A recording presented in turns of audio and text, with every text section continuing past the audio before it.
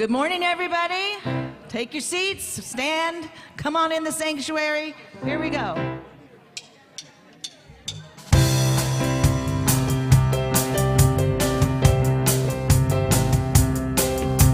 I woke up this morning with my mind stayed on spirit. Woke up this morning with my mind stayed on spirit.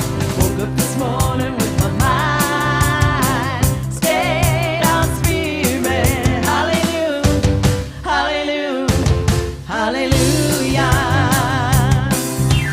Walking and talking with my mind. Stayed on spirit, walking and talking with my mind. Stayed on spirit, walking and talking with my mind. Stayed on spirit, hallelujah, hallelujah, hallelujah. No guitar solo today. That's because Steve is going eclipse hunting. Go, air guitar, everybody, air guitar.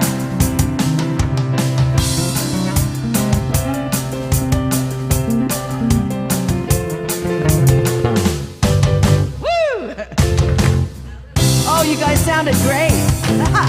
I woke up this morning with my mind stayed on spirit. Woke up this morning with my mind stayed on spirit. Woke up this morning with my mind stayed on spirit. Hallelujah, hallelujah, hallelujah, hallelujah, hallelujah, hallelujah, hallelujah, hallelujah,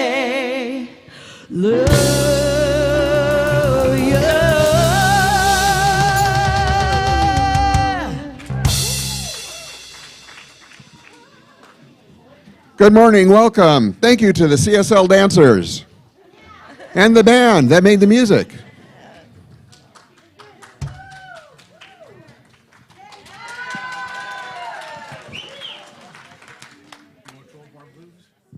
Not yet. Such fun. Right Okay, at the beginning of the what have we got going on here? We have a vision and a mission. Oh, y'all know where you are? You're at Centers for Spiritual Living, Simi Valley. Just want to make sure y'all know that. Although, you know, we get excited, so we could be confused for other denominations. Reverend Patrick is back in the house. There's a workshop afterwards. Bring your own lunch. Okay, what else we got? Come on. Next. No, other way. There we go. Because we are community. We are community, inclusive, loving, and authentic. We celebrate all paths to God in gratitude, empowering self and others. We serve compassionately through outreach, inspiration, and education. That's who we are. That's why we're here. And here's what we do. John, which way are you going? Which way are you going? Thank you, Rob. So, can you hear me? There we go. So join me in an opening treatment. This is what I know. There is one power in, through, and as all things. This includes me and each one within the sound of my voice. This power has the power to heal. This power has the ability to change form. This power has the ability to create. To create what? To create anything. For the scope of this power is infinite. All things are possible through this infinite power of spirit. Furthermore, this power can be directed by thought. This is the secret to manifestation.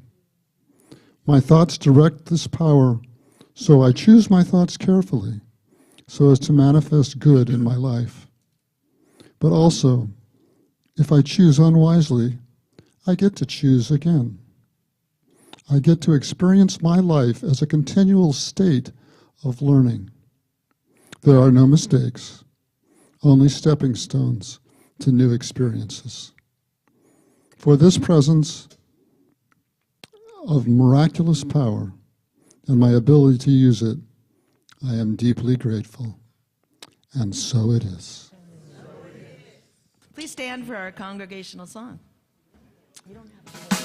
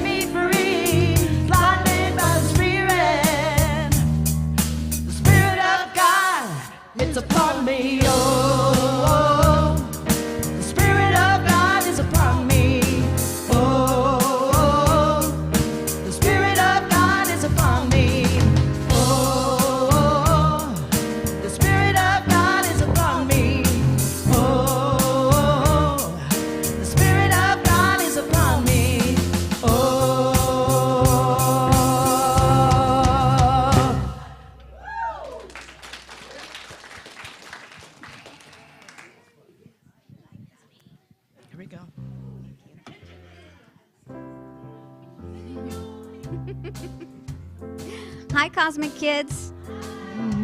This is Cindy Joy, your captain speaking. So, even though the season for nonviolence ended on April 4th, guess what? Being kind never ends here at the Center for Spiritual Living. Yes. So that's why we're going to talk about how we can show that we care for our family, our friends, our teachers, our community workers, and our enemies. Yes, I did say that, our enemies. Because guess what? Our enemies need us to show us kindness even more. Before we blast off, I want to say two things. One, to my Cosmic Kids of all ages, I'm still looking for more co-pilots who want to co-pilot occasionally or more than occasionally. And just remember, everyone, being kind is the path to a peaceful heart. All right, it's time to blast off. Put your seatbelts on, rev up your engines. Let's go, kids. Let's go. Can you put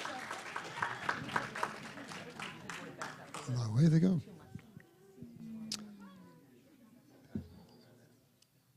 There we go. Oh, we don't do the affirmation, I guess, huh? Okay. Today's reading, since Reverend Patrick is here today, I'm taking a leaf from his book and chose a reading out of my own book.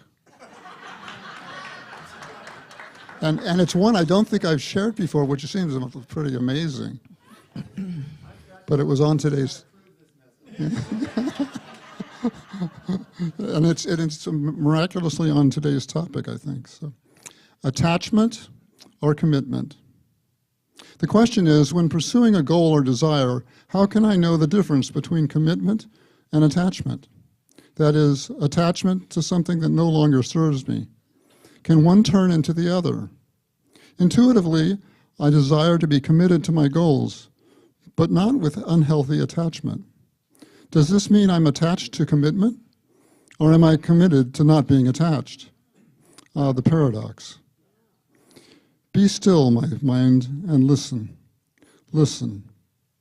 In stillness, I let go and let God, and a quiet, reverent voice says, attachment is fear. Commitment is love.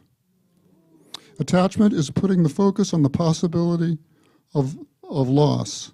Commitment comes from truly loving the desire I am committed to create.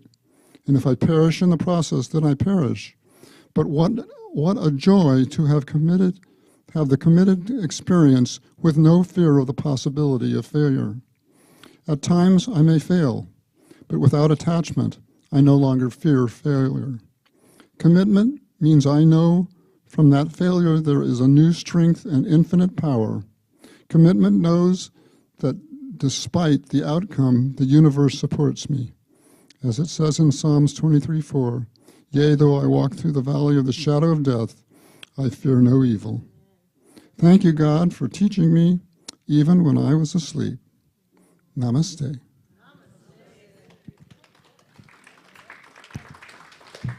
Thank you, John. This morning we have our dear friend, Sister Patrica Bahia.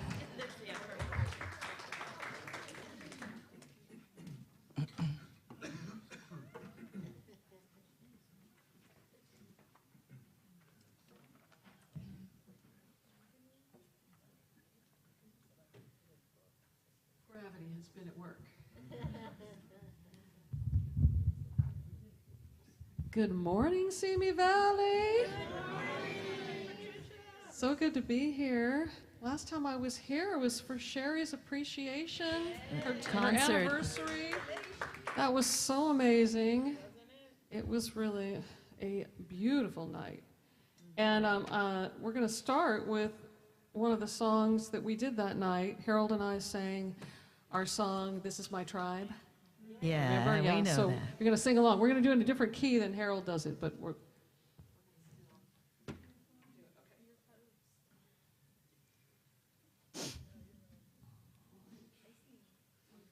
It's hanging. It's hanging on your mic stand, right in front of you. Oh, there it is.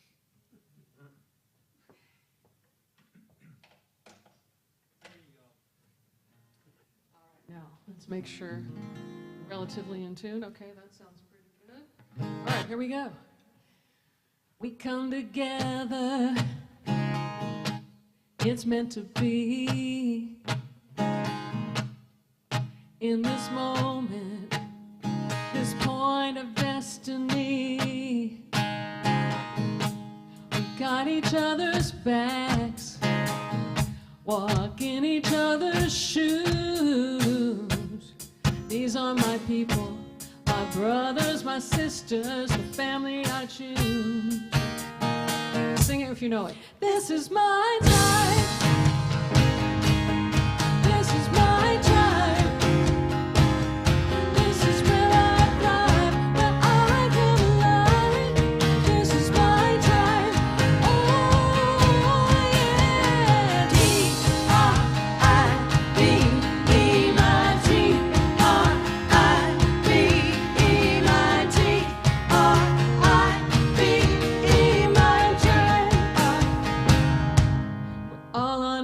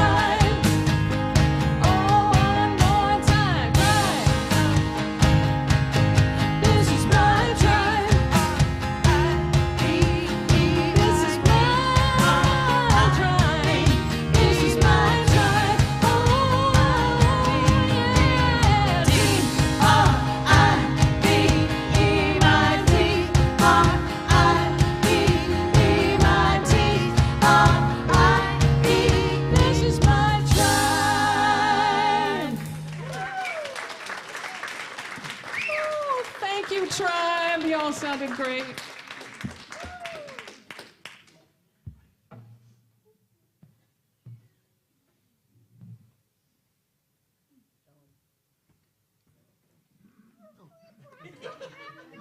Sleep at the wheel. So many things to do. It is that time, one of my favorite times for the gap meditation. And why is it my favorite time? Because I get to ring the gong. So 3 minutes silent meditation, and then Cherie will bring us out.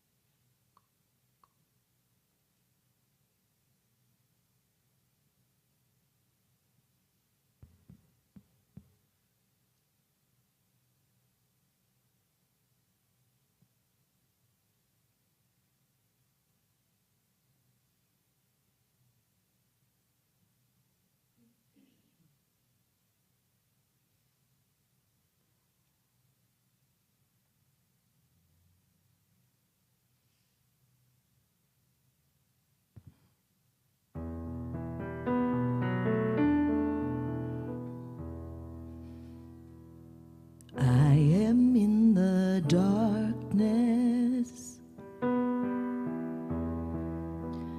I am in the light.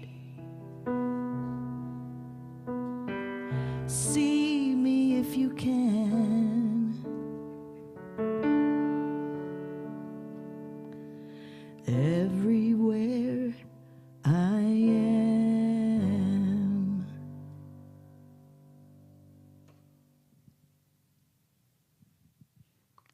Thank you, Cherie. So last week I was up in the woods at a retreat center, and I was supposed to send in a recording for the gap, but the retreat center is completely off grid, and I forgot to do it before I left. So, but I have the recording, so I will promise you that at a future gap I will play a beautiful 3 minutes of the Brighton Bush River. So, namaste. Thank you. We have another song from Patricia.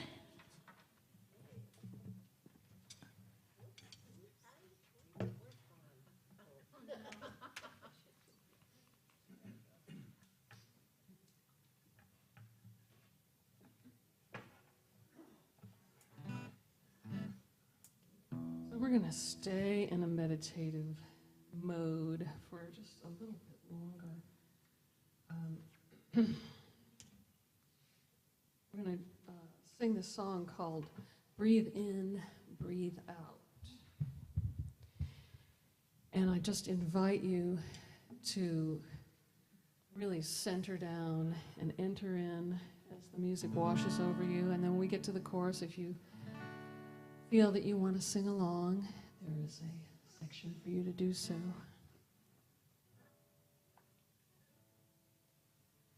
Center down, enter in. The noise will fade away as you begin. Listen to the quiet inside your soul. Every worry, let it go, let it go, let it go, let it go. Breathe in.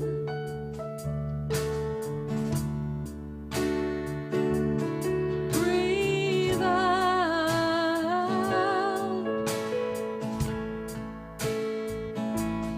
Let peace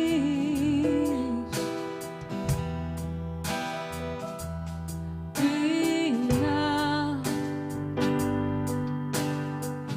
So sing it with me, repeat after me. Breathe in. Breathe in. Breathe out.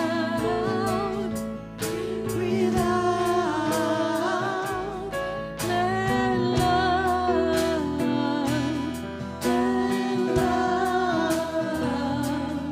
be out. Breathe out. Embrace yourself,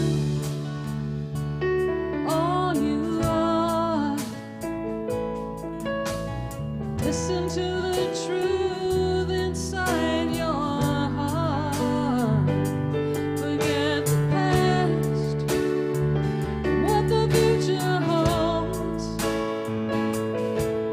Don't worry about what you don't know. Let it go, let it go, let it go. Breathe in, breathe in, breathe out, breathe out. Let joy, let joy breathe out. Breathe out. Breathe in. Breathe in. Breathe out. Breathe out. Let joy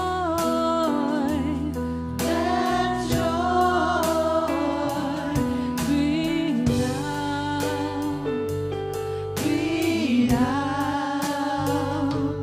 Breathe in. Breathe in. Breathe out. Breathe out. Let love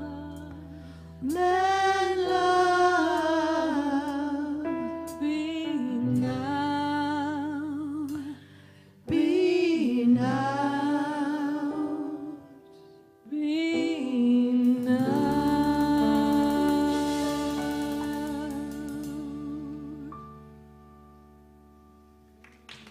Yeah, lovely.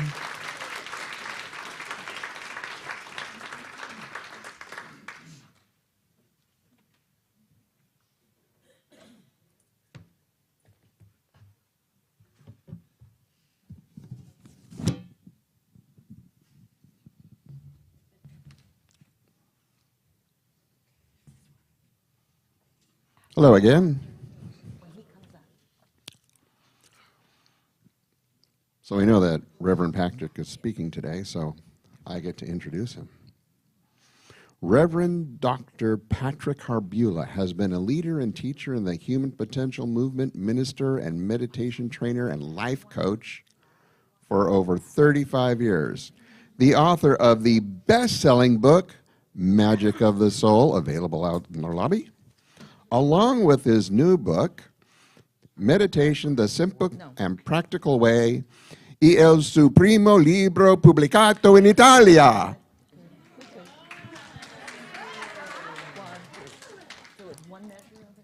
Patrick continues to reach hundreds of thousands through his writing and media appearances. He's spoken at hundreds of New Thought centers and churches and has been a featured speaker at New Thought conferences. He is the founder of the Living Purposes Institute, a past president of the Spiritual Unity Movement, and a minister from right here at CSL Simi Valley for many years. Here he is, Patrick Harbula.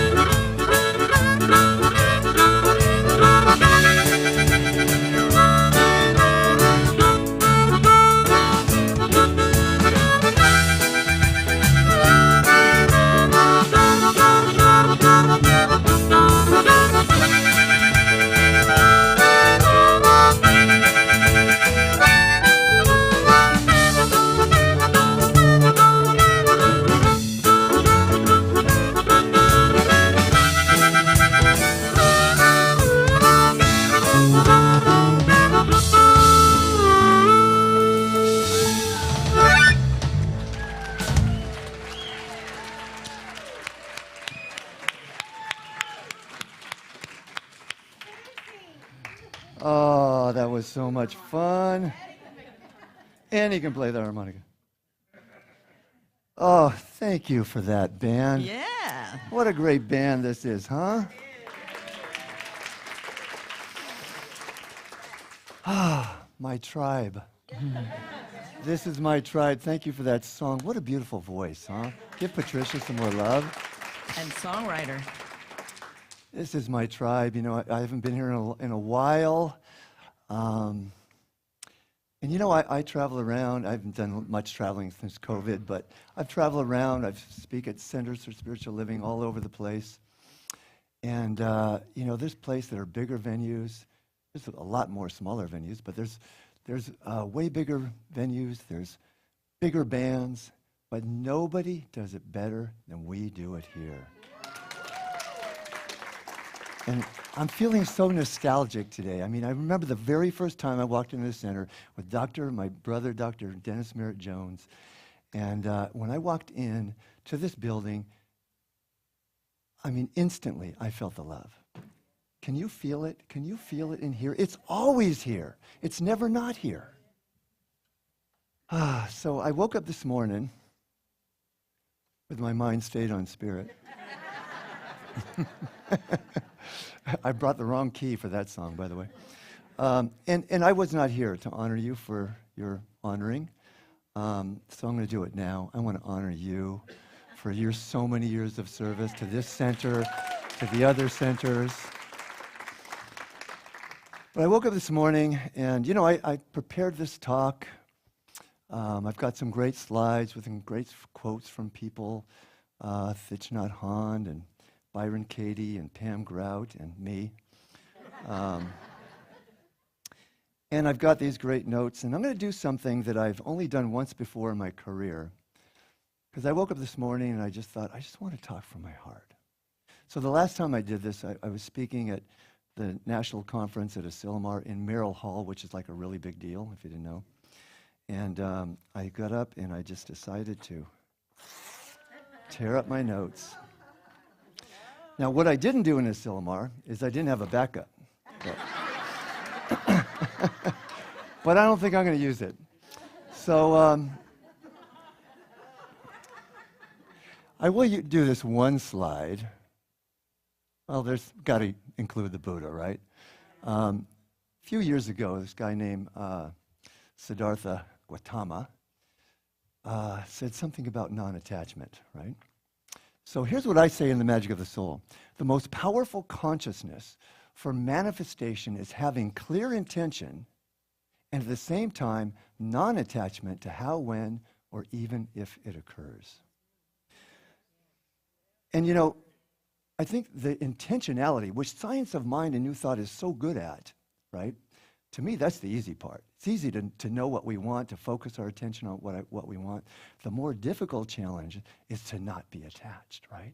But as Jon said so beautifully, in the meditation earlier and in the spirit in his treatment, when we let go of the attachment and that emptiness comes, wow, that's when spirit comes flooding in. When our mind is reeling, like that beautiful poem he read in the meditation, then we're actually stopping that flow of spirit. It's only when we get to that place of quiet, and we can't do that if we have attachments. Because what comes along with attachments, you said fear, but worry, right? Worry. We can't be in the flow when there's worry. So I want to tell a little bit about the evolution of non-attachment in my life. Some of you know my story from my book, that, you know, when I was writing The Magic of the Soul, it was originally going to be about Magic of the Soul, how to manifest what you want. And a funny thing happened on the way to the Magic of the Soul. Everything fell apart in my life. I became chronically ill. My marriage of 13 years went away. My corporate job went away, all within about 6 months. Everything that I was identified with on a personal level was gone.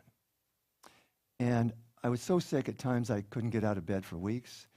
And I was pretty convinced that I was not going to be long for this world. This was when I was 40 years old. And I decided, if I'm going to die from this experience, I am going to use the experience of dying to understand who I am as a spiritual being at the deepest level possible. And as soon as I made that commitment, guess what happened? I started to heal, because I was no longer resisting what I was experiencing, right? And so then I got into this book called Busting Loose from the Money Game, which takes non-attachment to an even higher perspective. It's not really about money, it's about consciousness. One of the quotes from that book is, when you get to the place in consciousness where you realize it's no better to have $1 million than it is to owe $1 million, then you'll have the consciousness that can create whatever you want with a snap of your fingers. Can you feel the power in that? Because as Robert Scheinfeld, the author, explains it, if I'm saying one thing in the world of form is better than another thing in the world of form, then I'm saying that the world of form has power over my inner experience, which makes me somewhat powerless, right? When I realize the only thing that's important is how I feel inside. Can I feel prosperous right now? Can I feel love right now? Can I feel fulfilled? Can I be in joy in this moment? Then, rather than the world of form informing my inner experience informs the world of form. And life becomes really easy. And now, the latest book and Busting Loose from the Money Game just changed my teaching, it changed my life. It extended from my book, The Magic of the Soul. And the newest one, Existential Kink. Check it out. This book is crazy, off the chain. I'll say a couple things about it. One thing is, having equals wanting. Whatever we have in our life, we wouldn't have it unless part of us wants it. Okay? She uses a great quote from Carl Jung that says, until we make the unconscious conscious, it will rule your life and you will call it fate. Right? And the simple practice, this is the radical part. I call this the most radical, progressive, easy, and fun shadow work I've ever seen, and I've been facilitating shadow work for almost 40 years now. And this is the simple practice. Is once you identify that desire that's in there to have what you want, then you simply get off on it. Find enjoyment in it, right? Bring love to it. So 3 books I recommend now in succession. Magic of the Soul, number 1. Busting Loose from the Money Game. Throw some Byron Katie in there somewhere. And then Existential Kink. Each one is a more radical practice of just enjoying everything, finding the joy, finding the magic in every experience. And, you know, in the workshop today, we're going to talk about, it's the joy factor, a life of infinite freedom. And how I define joy is not the opposite of sadness, that's happiness. Joy is a pervasive spiritual quality that can be present even when there is sadness and grief and loss, because it's synonymous with deep peace, with acceptance. So my wife and I did a ceremony last week, and my heart became so open that at the end of it, I just wanted to call everyone I know and tell them how much I care about them. And actually did. I started texting some people. You got one from me, right? And everyone who I know that's in here, hopefully I'll get to you. I realized this is a project because I know a lot of people. This is going to take me weeks, maybe months. But it opened up so many amazing conversations. And so I want to say this to you because I feel it, and it's really true, is that everyone in here who I know care about you so deeply. See your faces, and people I've known for so many years. In fact, Peggy, who walked in the door, and Peggy and I were studying with Dr. Earl Barnum back in 1980. 1980 we were together. She was 10. She was 10 years old at the time. And all the people, love you, sister. And all the people here, the new faces, love what you've done with the place, by the way, especially the new faces. That I have not met yet or I don't know well, I want you to know I care about you deeply too. Because I know that you have such a good heart. You would not be in this building right in this very moment if you didn't. We all got stuff that's going on, right? I know that when I judge, I've been noticing this lately, when I judge someone else, because they're not showing up in the way I would like them to show up, 2 things are at play. One, it means there's something in me that wants to be healed. And there's probably something in them that wants to be healed too. When I remember that, then I can be in compassion. So here's what happens. Oh, let's see. I want to bring out a couple of other wonderful experiences that have led me to non-attachment. So chronically ill in my 40s, in my 50s had cancer, healed from that, recovered from that.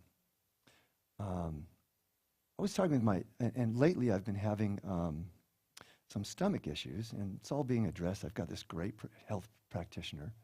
You might notice, if you know me, that I've lost a little weight. It's called the H. pylori candida diet. Very effective, very effective. And I was talking with my health practitioner. I also was diagnosed, and I don't believe in diagnoses, they're labels, but, you know, just if you want to know. Alpha-1 antitrypsin deficiency. Anyone heard of that one? It's a genetic lung disease, which I didn't know I had, which made sense, because I was sick all the time as a child, with colds and flus and almost died of pneumonia. And I said to my health practitioner, who's dealing with me now, I said, well, through all these things, I've always felt like a healthy person. Because you know what?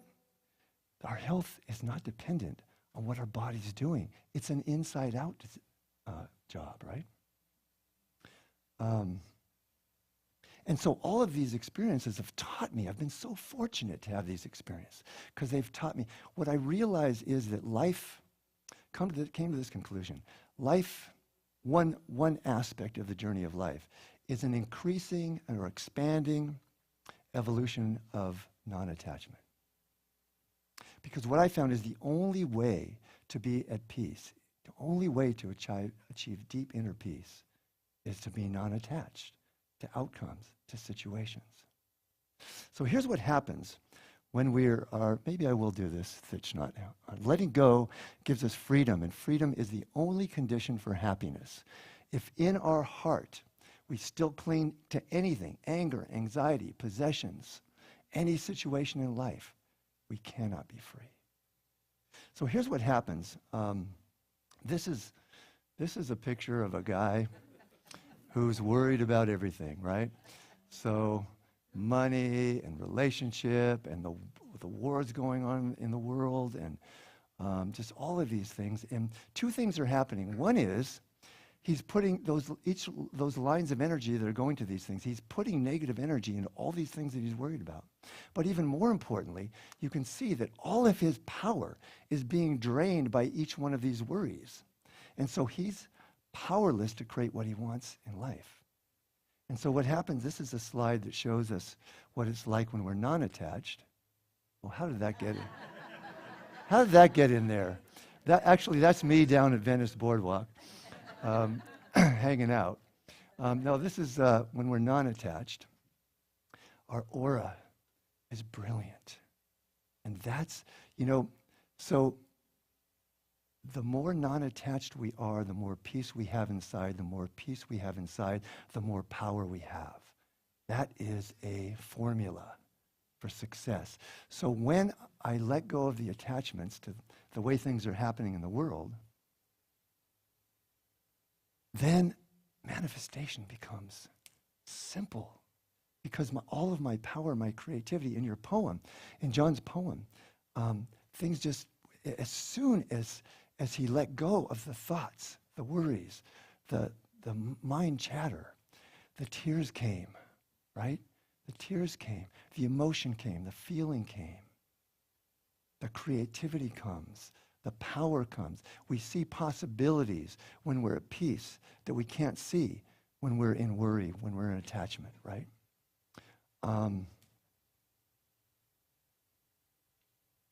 So my favorite, what came to me out of this practice, my favorite affirmation is, wouldn't it be fun if? Right? Because it creates the image of what I want, and yet there's no attachment. Because guess what? It's going to be fun no matter what. I used this affirmation. I was doing a tour up in Canada, and I went to 3 different centers. All 3 of those centers, I used that affirmation and said, wouldn't it be fun if 35 people showed up for the workshop this afternoon? And all 3 of those times, guess how many people showed up? Exactly 35 people. In fact, in Calgary, as people were coming in the door, they were counting. And when it got to 35, everybody clapped and nobody else came. And I decided I didn't want to limit it anymore, so 35 or more. But it'll be fun either way. I'm going to make it fun no matter what. Even if I am in a moment of grief or loss or pain in my gut, I'm going to let it go. I'm going to find a way for it to be fun.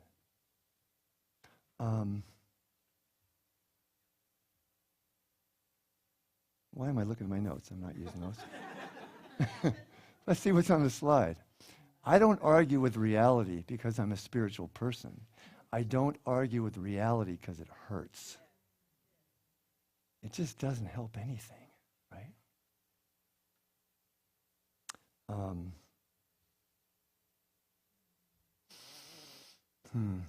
There's anyone see my favorite marigold, my favorite exotic marigold hotel? Yes. Fun movie. So in it, quick synopsis, this young Indian man who inherited this big mansion is marketing this to people in England as a retirement home, and he's got this beautiful brochure, and they get there and the place is dilapidated, and they say, you airbrushed this, it's not the same place.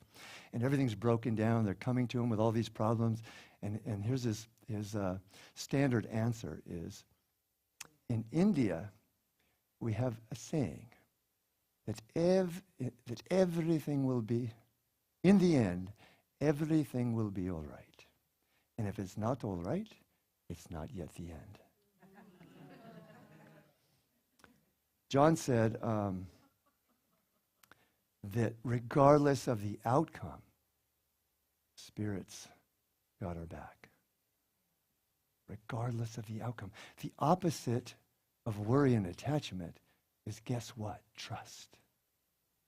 What is our life like when we're in trust?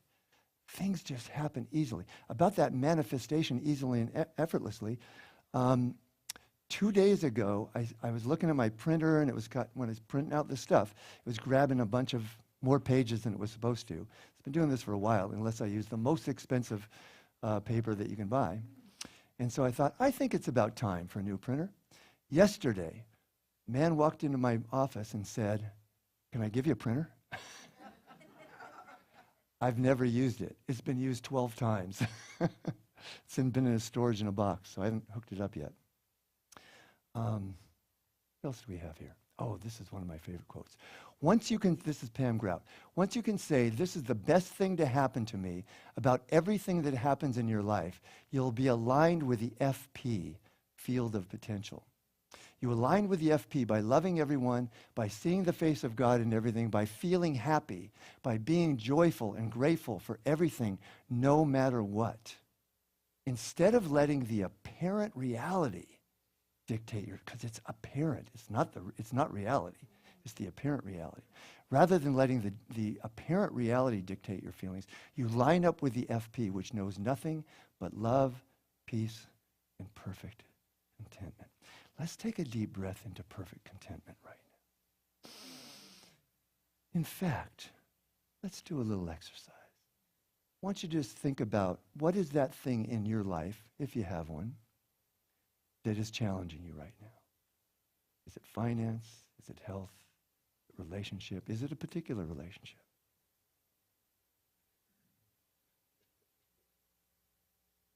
And what would it be like if you give up the resistance and just go with the flow? If you just trust, rather than this is something I've got to get rid of, got to push it out, I got to treat it away. I'm just going to accept it and know that it is for me. How does that feel? Take a deep breath into the freedom that comes, if it comes. And if it doesn't come, it just means maybe some actions needs to be taken.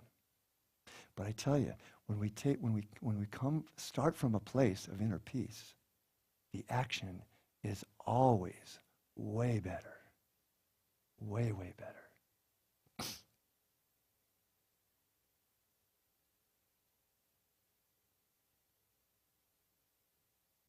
Okay, I wasn't sure I was going to share this, but so last night I texted, we were texting back and forth, and I said, "Hey, can I do some 12-bar blues for the service?" And she said, "Well, no, we don't have a guitarist, don't think we do it." So first I thought, well, you know, I could text back. Everywhere I go and play, they let me do this. So why can't I do it here? and so, but I didn't do that because I guess what? I'm talking about non-attachment. Can't be attached to what's going to happen here today. So then when I came in today, I just said, "Pretty please?" And she said yes. And you know what? It would have been fun if she said no. Wouldn't have mattered. But I had fun. Thank you so much again. And we didn't even rehearse it. It's just like, oh, we'll just do that.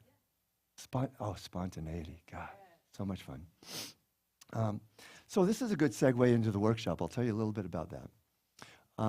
So it's called The Joy Factor, A Life of Infinite Freedom. So a couple things we're going to do. Everyone's going to get a vision of their ideal life, their most joyful, ideal life. And I'm going to share with you a practice that's the most powerful work I do with people in my coaching and my workshops and my classes. Almost every class and workshop I include this because I see miracles happen for people. It's how to shift our consciousness from the negative to the positive.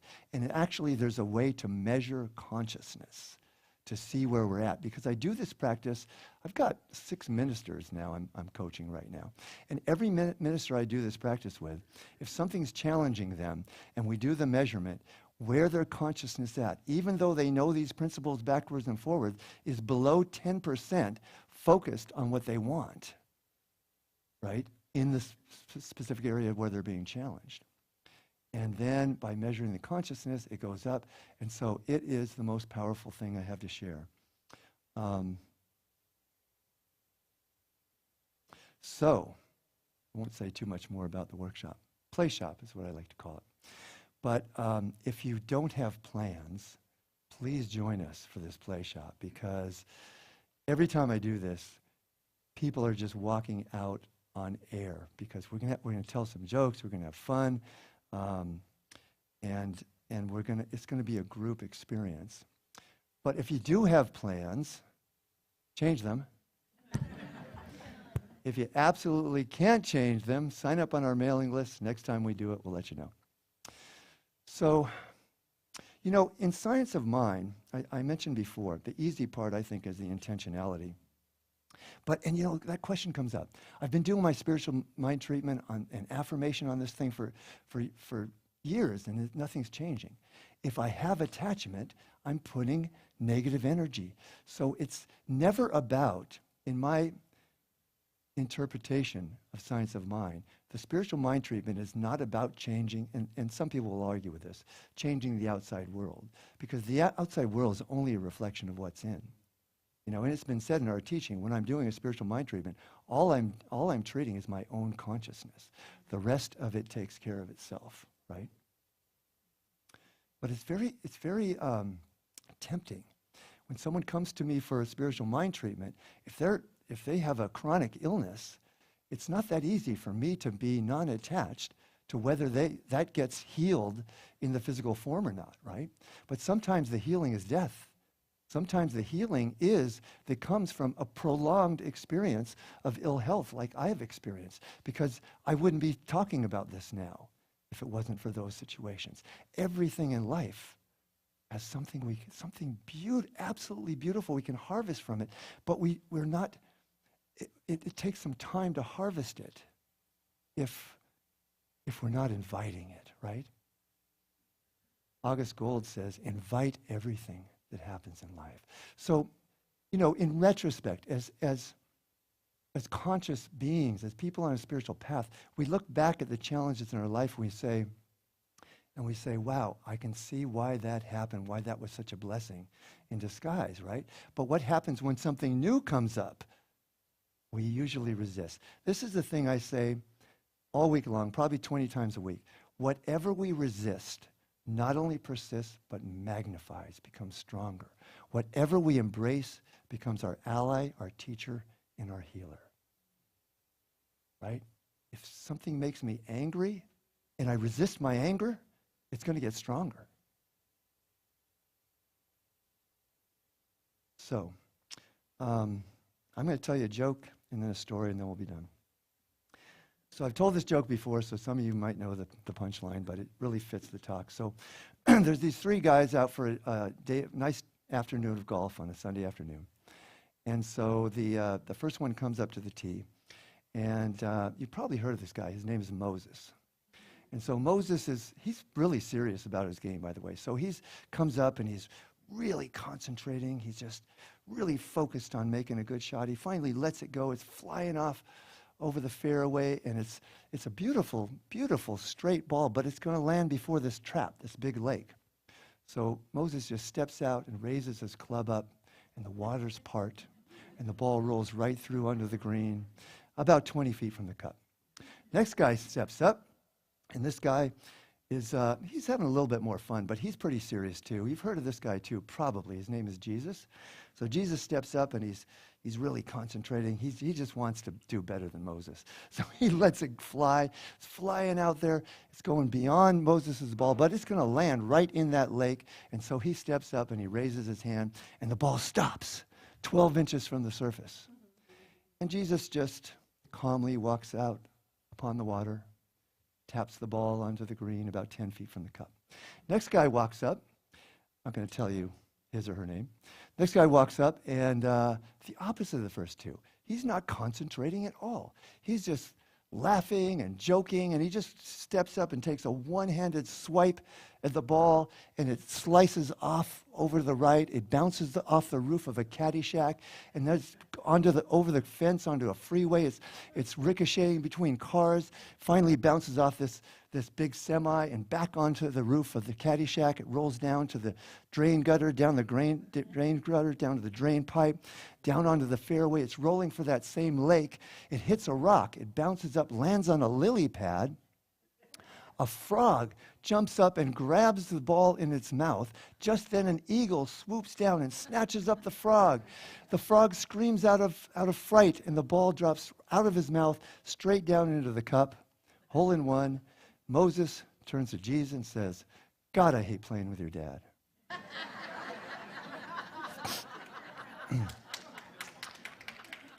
Moral of the story, the person who shows up with the most joy, with the most freedom, with the most non-attachment, always gets the best result, right? So, I want to say one more thing about non-attachment. I had a client once who, she wanted to buy a home. This was back in 2007. She wanted to buy this home that was a $1 million home. It was about $300,000 out of her budget. And she said, so she said to me in our session, so I'm practicing being non-attached so I can get it. and I recognize that because I do that too. But that's not really non-attachment, is it? But you know what? She didn't get it. And then guess what happened in 2008? It was the perfect thing that she didn't get it, right? So don't be attached to being non-attached either. All right, so my final story, some of you heard this before, but I want to share it because it always opens my heart. So my teacher, Dr. Vivian King, taught me 4 years in psychosynthesis, spiritual psychology. After our class was over, she moved to New Mexico, and I was at a New Year's Eve party, and someone came up to me and said, did you hear what happened to Vivian? And I said, no. She was driving through Texas, got hit by a drunk driver, and she's now paralyzed. She became a quadriplegic. It was a brainstem injury, lost the use of her voice. And so I got to visit her. They moved her to Long Beach, went to visit her, and she was in a coma, by the way, for 6 weeks, which is a long time to be in a coma. And her head had swollen the size of a basketball. When I saw it, it was no longer like that, but her face was very, very contorted. But what I could recognize is within all that, she was smiling. She still had her smile, this impish smile. And then they said, we're going to move her to either the San Fernando Valley or to Orange County. And I said, well, I happen to be there. If they move her to San Fernando Valley, I can come visit her and help with her physical therapy, so on and so forth. So they didn't know where I lived exactly, but the next week, she ended up 2 weeks from my home. So I got to visit her, spend time with her. 2 blocks, sorry. 2 weeks. And I got to spend time with her and do spiritual mind treatment, energy healing, and it might sound like I'm doing a lot for her, but really I was the one getting the gift. She was a saint of a woman who just inspired all of her workers. She had a mechanical arm to help her feed herself. And as she'd be feeding herself, she'd be smearing it all over her face and dripping all over her apron. And as I'm saying that, you might think, wow, that sounds uncomfortable. I might be embarrassed. I think I might be embarrassed with that. But she taught us in psychosynthesis, I am more than my body. I am more than my feelings. I am more than my thoughts. And she would be smiling through it all because she saw the cosmic joke of it. Near the end of her life, she said to me, I'm a writer who can no longer write. She could speak in whispers that would be amplified. I'm a writer who can no longer write. I'm a speaker who can no longer speak. But as long as I am in physical form, I can remain a presence of peace and love and joy in this world. So when I come up against these little first world problems in my life, I often think about my teacher, Vivian. And if she can be in joy, in what she also, when she decided to leave her body, she said, I'm a dancer who can no longer dance. My body's become my prison. If she could be in a prison of a body and still be in joy and peace and love, inspiring everyone around her, guess what? I can probably deal with a little bit of stomach pain. So the other thing that happens when we're in non-attachment is as I shared about just caring for everyone I meet, is love happens. And it occurred to me talking several years ago to a client and talking about self-love, and this is the phrasing that came to me, is that when I love myself unconditionally, what I realize is I am not myself. I am in fact the self. I am in fact pure love. And so are you, my friends. And I love you so much. Care for you deeply. Thank you.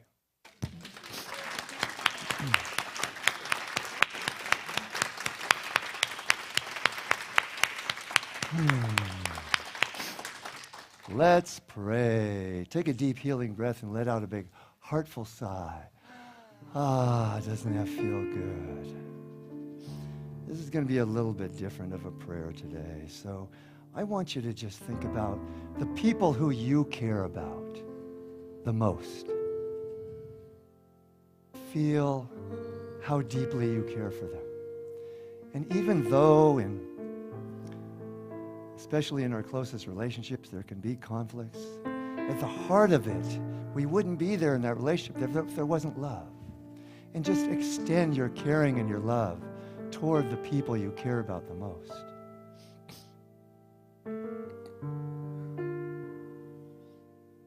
And as our soloist said today, sometimes, or somebody said today, the people who we have conflict with, our enemies, or we sometimes call them our teachers, see if you can send unconditional love to them as well. See if you can let all the angst, all the whatever it is, the judgments, just drop it for a moment, because in the end, it means nothing. The only thing that means anything is the love that we share. So if it's right for you to forgive them, forgive them. If you can't do it right now, maybe just say, I want to get there. I want to be able to forgive you. I want my heart to be open to you. And let's go from this place today, radiating this love that we all are. My teacher said, our true nature is love pouring through us, unimpeded. And if we're not experiencing that, there's some kind of block, consciously, unconsciously, that's holding the love back. That's what creates the pain, is holding the love back. So let's let it shine. Let's let it shine today and tomorrow. And when I can't, when things are coming down on me, then all I got to do, the most important thing is to love myself and fill myself up with that love and then let that radiate. I don't have to make it an affirmation. It'll just happen naturally. Take another deep breath. Let out another heartful sigh. So it is.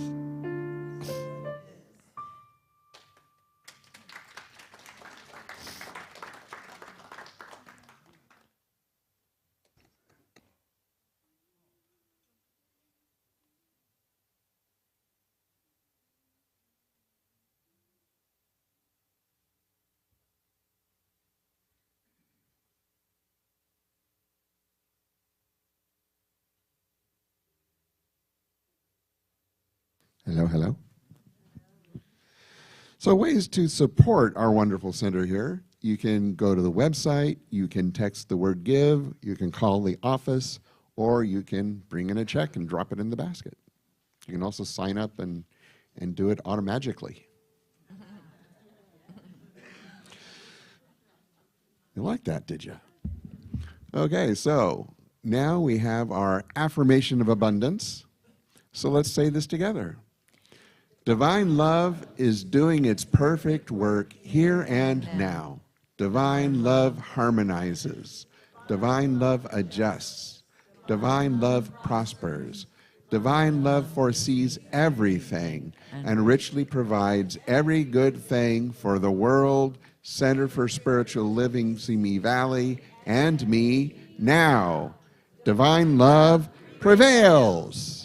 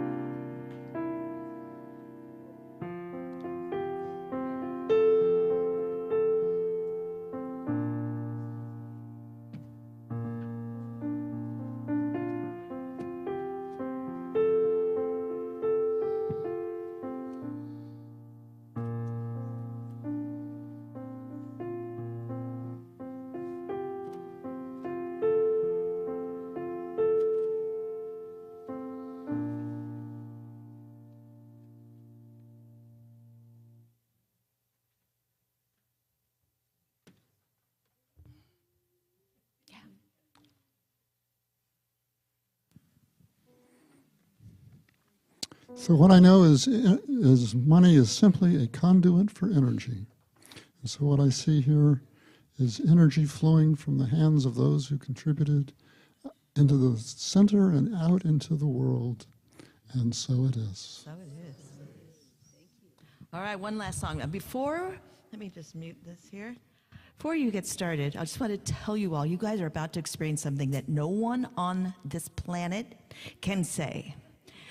And that is that, remember last week we had Jill Colucci, who you hear for Jill? Well, Jill's from Nashville.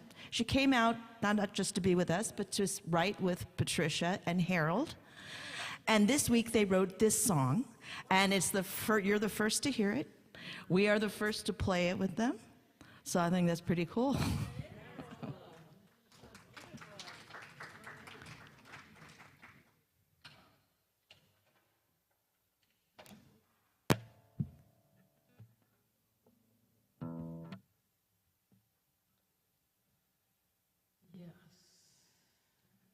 I had a wonderful week writing with Jill and Harold, and this is one of the songs.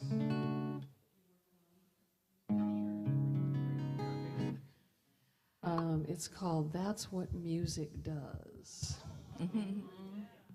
and we really we were talking about the magic of music and really how it can transform so many different situations. And Harold came up with this magical chord progression for us that is really quite remarkable. Multiple keys. Yes, so I hope you love it, because I do. Here we go. We got some guitar? Okay. A new baby's crying, mama's up all night, about to lose her mind, saying, where's my sweet little angel? She sings a lullaby, and everything changes. That's what music does. That's what music does. Brings out the best in everyone, lights up the world with love. That's what music does.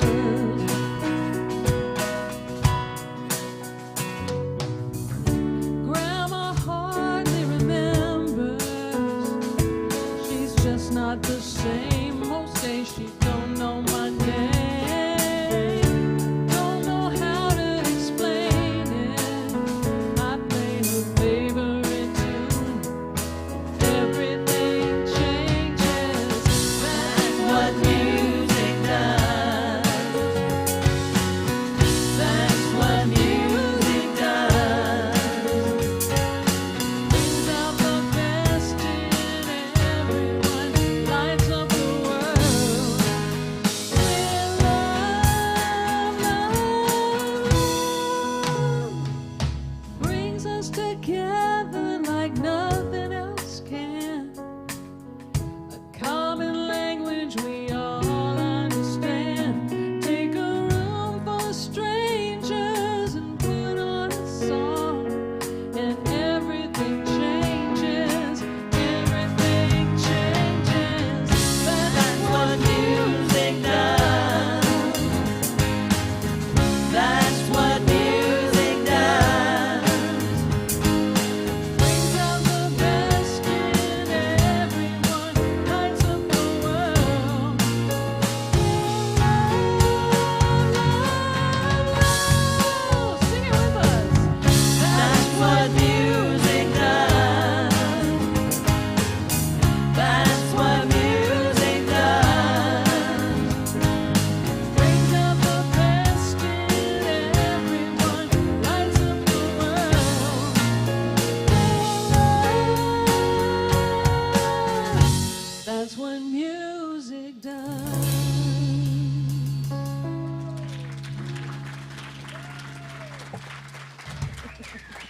You heard it here first. Great song.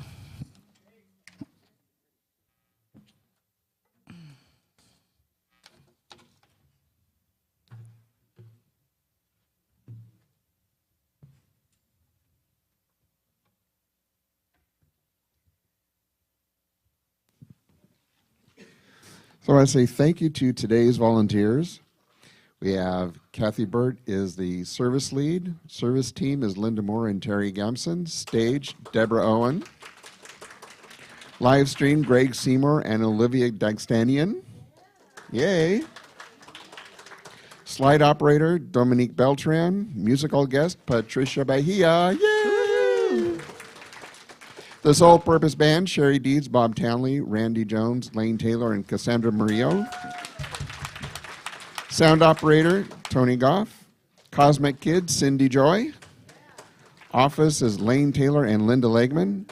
Fellowship, Tracy Carbone, Terry Gamson, and Costa Francides. Our practitioner, Jon Newbill.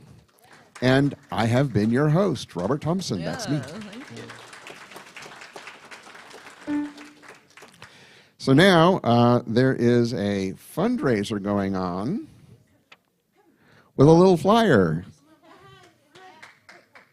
All right. Well, please don't forget this Thursday, the 11th, our friends at the Junkyard will give us a donation if you have a meal there, or 2 or 3, or however many you want. Please grab one of these tickets on the way out so you can just present it with your bill. They will then wrap up everything and send us a nice donation. It's really a great deal, a great way for you to support our community. So please, this Thursday, the 11th. Thank you. Yay. Thank you. Let's see, what else do we have? Next Sunday, after the service, there will be a brief street fair planning meeting. Last year we did it in like half an hour. It was great. It was easy. It was quick. So there we go. And now, Jon, come up here and tell us what you're going to do today.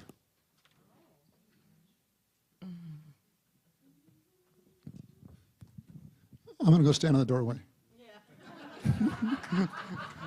Cool. Are you going to be there for any particular purpose?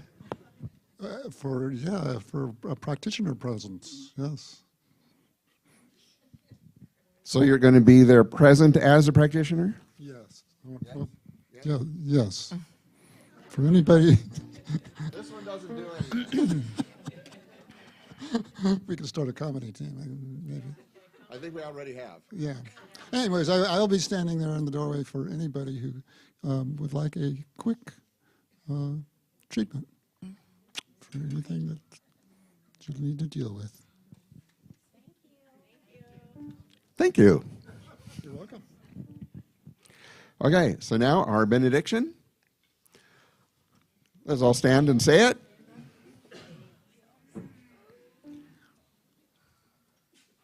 I'm at home in the heart of God. My life is anchored in truth. I can never be separate. I live in the consciousness of peace. I release all fear. I am living love. Here we go.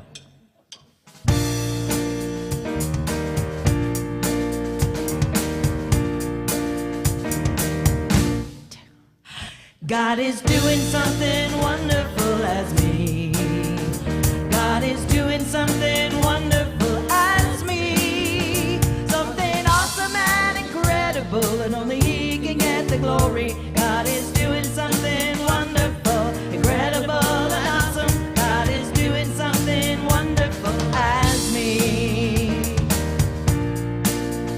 God is doing something wonderful as me. God is doing something wonderful as me. Something awesome and incredible, and only She can get the glory. God is doing something wonderful, incredible and awesome. God is doing something wonderful as me. God is doing something wonderful as me. God is doing something wonderful as me. Something awesome and incredible, and only it can get the glory. God is doing something wonderful, incredible and awesome. God is doing something wonderful as me.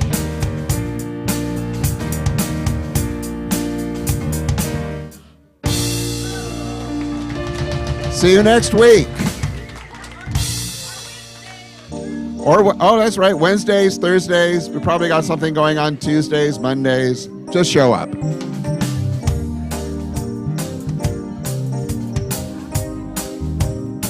Thank you. I don't remember what day it was, and I didn't notice what time it was.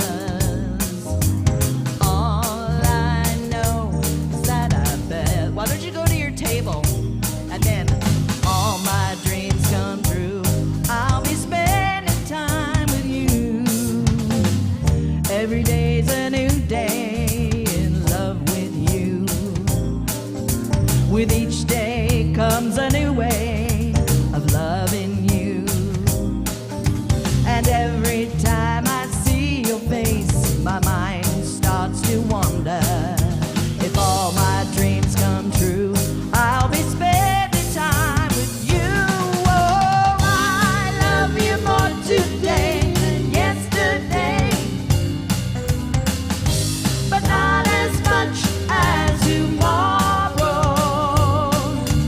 I love you more today than yesterday, but only half as much as tomorrow. Tomorrow's day means springtime's just a day away.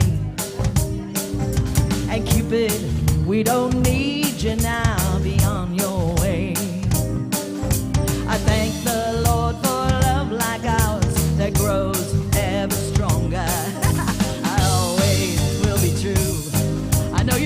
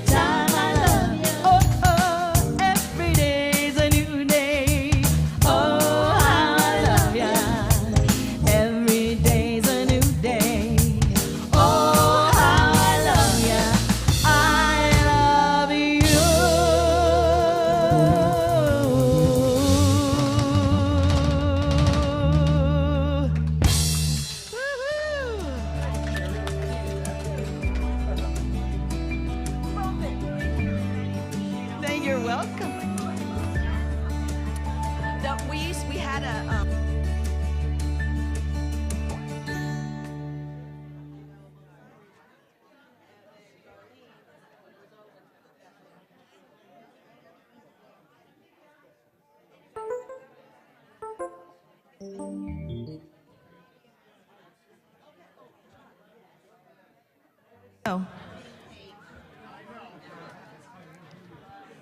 John Sheely, paging John Sheely. John Sheely to the bandstand, please. Hi, Ron Nelson. You can come over. Oh, I'll come to you.